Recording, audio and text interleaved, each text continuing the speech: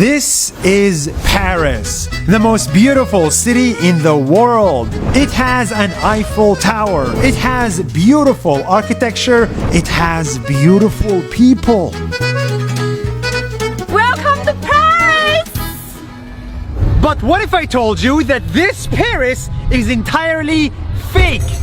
Yes, fake, because what you're looking at is called the city of Tianduqing. It's a city in China that's 6,000 miles away from the real Paris, because someone in China decided to copy Paris detail for detail, with the same Eiffel Tower, same French buildings, same streets, same fountains, and even the same statues. This is the fake city of Paris.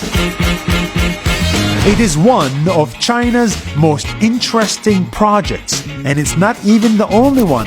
There are tens of cities in the heart of China that look like the heart of Europe and America. It is duplicated architecture, or as they call it, duplitecture. See, years ago, Chinese architects traveled all the way to Europe and studied the cities they wanted to duplicate and recreated them down to the last detail.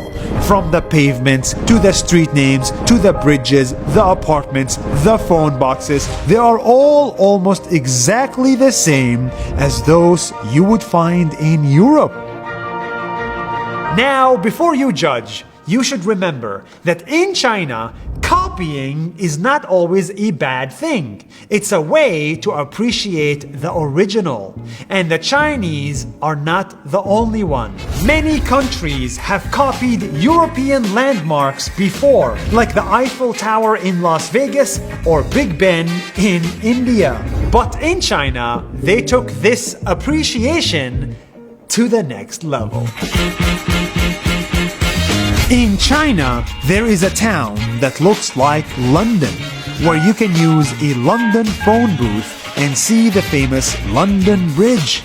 There is another town that looks like Holland, and another town that looks like Deutschland.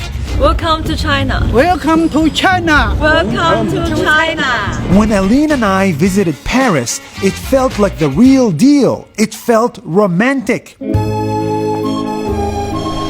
Except here, the prices were much cheaper. Souvenirs can be as little as 30% of the original price in Paris. And the food was also cheaper.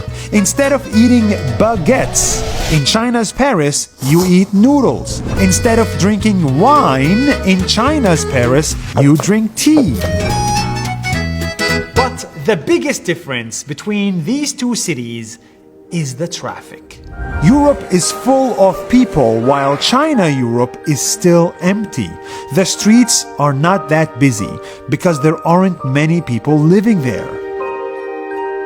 The hope behind this project was to attract hundreds of thousands of Chinese people to call this home. But because of the cost and the location and the architecture differences, the average Chinese person could not afford this. No one lives there. This is an office building. Nobody lives there? Yes. That's why some European city projects failed. Developments had to stop, and the city became a ghost city.